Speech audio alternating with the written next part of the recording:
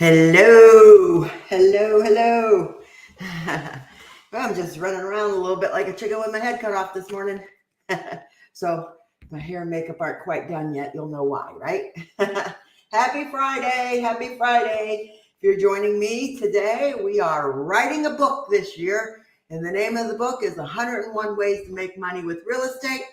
And we have 101 chapters that we're going to get through this year. 2 topics each week. And if you're joining me, say hello in the comments. I'd appreciate it. This is a lot more fun when you engage with me and have a conversation with me.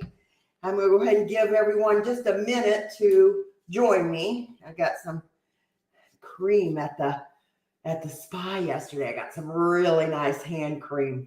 I love it. It's green tea buttercream.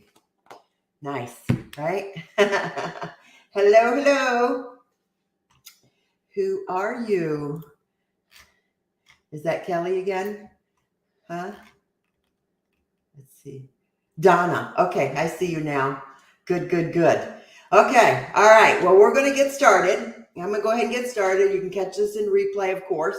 We've got 2 topics on the board today, and the first one being chapter number 3 is called If You Find a Great Deal, Buy It, right? Of course, there's 101 ways to make money in real estate, and picking up your own investment properties is certainly one of them, isn't it? Now, there's a lot of conversation about, whether or not it's ethical for a realtor to purchase directly from the owner and not put it on the open market. Well, there's lots of reasons why an owner may not necessarily want their home on the open market.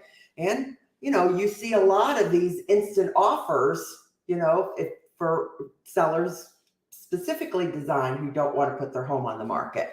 And of course, there are distressed property owners that don't have time to deal with that. So rest assured, you will have opportunities to buy a great deal here and there. They'll fall on your lap.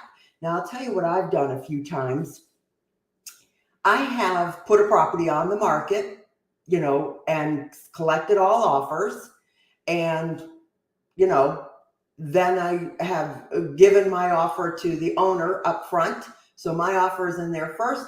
If it wins, it wins. If it doesn't, it doesn't. So there's a couple of different things that you can do to stay out of that gray area if you want, right? You know what I mean? But then let's talk about, what do you do if you get a great deal? How do you pull that transaction together for yourself? Well, I've always had relationships with private investors that have pretty much fund most of my projects on a handshake. If you don't have that type of relationship, you want to try and seek one out if you can. All right. I'm going to suggest you talk to your title company, ask them who is funding private rehab transactions, because they're closing them for other investors. So find out who the lenders are on that type of property. Do some research in your public records. Find out who funded the mortgage on flip properties, for example. And also go to your lenders. My lender has several private lenders, that he has relationships with, that he was perfectly willing to introduce me to, right? So these are some resources that you want to think through before you jump in to buy a deal, all right? For example, there's probably an investor networking group in your town. I know there's one in Orlando, Central Florida Investors Club. Find out and do some research and find out where those investors are hanging out. Build some relationships with some private investors that will fund your projects for you, okay? And if you find a great deal, definitely buy it, okay? Let's talk in terms of what your numbers should look like. The next step, if you're going to buy and flip property, of course, you're going to want to have your contractors in place if you don't intend to do that work yourself. Jake and I have never done our own rehab work ourselves. We're just not that talented. Okay. So we've had the pleasure and the means and the abundance of having people around us that are very talented, that we've been able to utilize and put to work, right, with our projects. But they also help us keep costs under control. When you build relationships with vendors specifically, you should be able to negotiate some special pricing for their labor and that kind of stuff, especially if you're doing multiple properties a year. So your next phase, when you're buying and selling and flipping properties, first, you're going to find your funding. Second, you want to put together your crew, right? If you're not going to do that work yourself. And then you've got to put your budget in place and have all of that laid out before you even make your offer, because you kind of need to back into your numbers a little bit. Know what you can sell it for, minus the cost to sell, minus holding costs, minus rehab costs, minus your purchase price. The difference is your profit. Okay, great. All right, so that's number 3. Obviously, you're going to run into some situations in your career where a great deal is just going to drop on your lap. Okay, and you're going to want to be in that position, and don't be afraid. Pull the trigger on that. Make that purchase. Okay. All right. The next chapter 4 that we have running in our book is, can we talk about how one becomes partnered with a bank or asset management company to sell their REO? Would love if you would share any insights. Yes, that is a long chapter title, isn't it? Maybe I'll have to figure out how to shorten that up a little bit.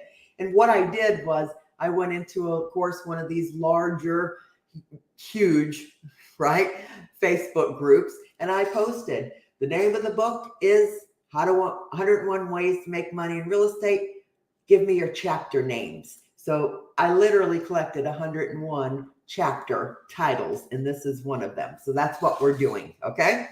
So if you've got a better chapter choice for this topic, please drop it in the comments. Let me check this. There we go. And focus that a little bit. Okay. And I might take some of your comments and add them into the book also. All right. I'm going to be crafting all of this into a book. And by the end of the year, who knows? Maybe I'll launch the book. Right. All right. So let's talk about partnering with bank and asset management companies. Now, this is pretty detail oriented. I actually have a whole live replay course that's available to purchase, distressed property course for $97. If you're interested in that, let me know. But this is how you partner with banks, okay? Number 1, I don't recommend that an agent do this unless they are a brokerage owner, okay? Your broker has to sign on all of your agreements. Your broker has to have all of the money coming and going through their bank account. They're responsible for everything that you do. So I certainly don't recommend that an agent attempt to set up an REO network. All right. You're going to build this whole conglomeration and you're building it on rented land. Okay. So number 1, own your brokerage business if you want to engage with REOs. Okay. And then REOs are going to require deep pockets. So understand that, deep pockets. There's a lot of expenses that you have to put out and wait for reimbursement. There were times when I had $10,000 to $15,000 out with expenses waiting for reimbursement. Trust me, they'll use your money free of interest before they'll expense their own. Okay, so just be aware that you need to be well equipped if you want to handle REO properties. Okay. And so if you're a boutique brokerage owner and you've got a small team in place, this is absolutely a great opportunity because, you know, it's no secret that eventually REOs are going to start to hit the market. Now, it's going to take maybe another 2 years before this is lucrative, but you need to get that learning curve over with right now. So don't be afraid to jump in to the REO world now, right? and start to get your feet wet and your learning curve out of the way. All right. But make sure you've got a small team in place, because a lot of that work is BPO work, where you've got to spend time out of the office, taking pictures, doing research, and preparing a BPO. Now, let me tell you, the very first BPO I did REO listings for about 12 years back in the day, okay, after the last crash. So let me tell you, the first BPO that I did, it was grueling, okay? You prepare it to the best of your opinion, correct? Because that's what it is, a broker's price opinion, and you'll submit it to them and they'll have their own opinion, okay? So they'll kick it back, want to change this, change that. It took me literally 3 damn days to get that $50 BPO approved, that very first BPO that I had to do. And I almost quit, okay? I almost quit right there and then. But I didn't. I forged on. Okay. So back in the day, know that, and I'm talking about 2009, you had to, in order to get into the REO world back then, you had to do BPOs for probably about 1 to 2 years. Okay. You had to sign up with all of these BPO companies, do PPOs, and that's how they assign the listing out. Is, one of the BPOs comes into the asset managers. They probably ordered 2 or 3 of them back then. They would order 2 or 3 BPOs, because I would see other agents doing the same BPO, right? So that's how they got assigned. When the asset manager reviewed your BPO, if he liked your work, he reached out to you and started a relationship. Today, it's not done like that, okay?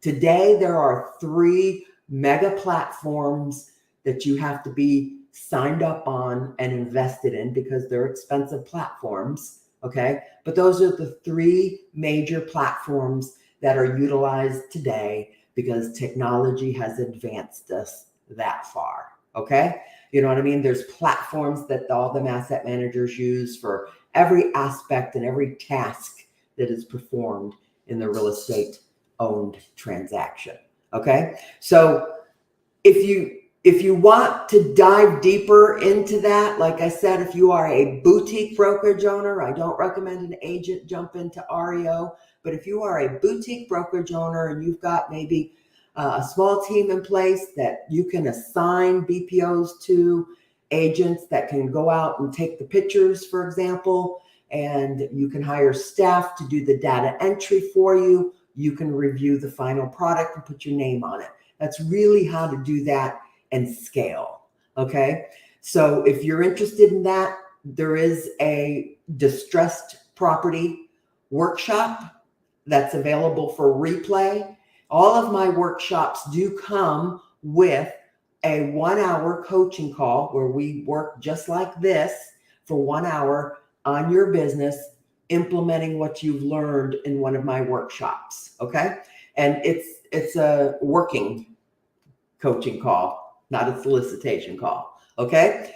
So I hope that's given you a little bit of insight into REO, and let me tell you, I promise you, aside from bragging rights that you get to sell 1,000 listings in your career, it's more of a pain in the butt than it's worth. I'm going to be honest with you. So don't feel jealous or envious because there's an REO agent in your town that appears to be racking it up because they've got these closed transactions. Because let me tell you, number one, the listing agent on the REO always makes less than the buyer's agent. So you want to talk about being fair or not fair. You don't have any control over it, right? You're typically coming in at 2, the buyer's agent's getting 5, and the asset management company's pulling 1 from you, okay, for the pleasure of doing business with them. So you always come in much less than you expect on your earnings, for example. And by the time you calculate the money, like I said, that you're putting out to pay utility bills, to have the yard mowed, to do any repair under less than $5,000, they expect you to stroke a check for it, and wait for reimbursement. Okay. So you've got that going on. When you calculate all of the interest that you're not collecting on your money being out, and the staff and payroll that it takes to chase all that reimbursement down, process that BPO and all of the REO tasks, let me tell you, I promise you, that REO agent is not raking in the dollars. Okay. So don't feel envious when you start to see REO agents on the market. Okay. All right. Any questions? Any comments? Any contribution to the book? Any experience with buying a flip home that you want to share? Or if you've ever listed and done BPOs, let me know. Okay. But like I said, if you want those 3 platforms that are used today, go ahead and pull the trigger on that property management workshop I'm not the property management, the distressed workshop. I've done 3 workshops. You've got one available for property management. You've got one available for distressed properties, short sales, and REOs, for example. And the property management deals with long-term and short-term Airbnb property management. And we're doing social media next month. Okay, so if you want to really pump up your social media this year, jump into a workshop with me. You'll come out with a lot of information, and a free coaching call is always included so that I can help you implement. That's my goal this year, is to help you implement everything that you've learned from me. Okay, in an affordable, easy format. I really feel like live training where we dive deep. I share my screen. I show you where to click. I really feel like live training is the best that you can do, right? Because, everyone has good intentions of catching up the replay, don't they? And when you're catching replay, you don't really have an opportunity to jump in with questions if you've got them, at the heat of the moment.